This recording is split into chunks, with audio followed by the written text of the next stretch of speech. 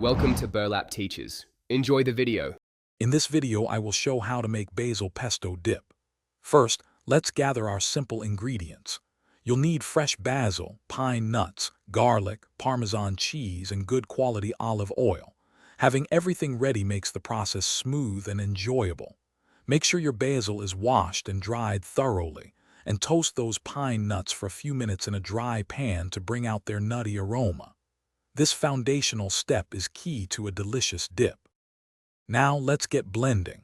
Place your fresh basil leaves, toasted pine nuts, garlic cloves, and grated Parmesan cheese into your food processor. Begin pulsing these ingredients together. You want them to be finely chopped, but not yet a paste. Remember to pause and scrape down the sides of the processor bowl with a spatula.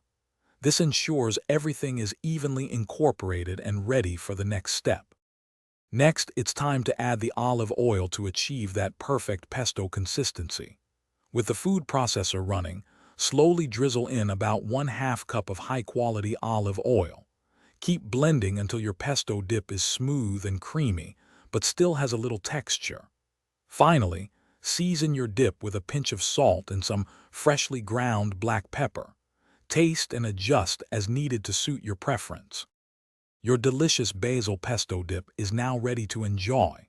Serve it with your favorite crackers, crusty bread, or a colorful assortment of fresh vegetables. It's also fantastic tossed with pasta or as a spread on sandwiches.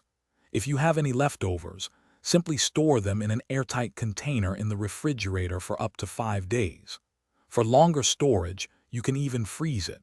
Be sure to check the description for the link to the Echo Dot smart speaker and other great deals.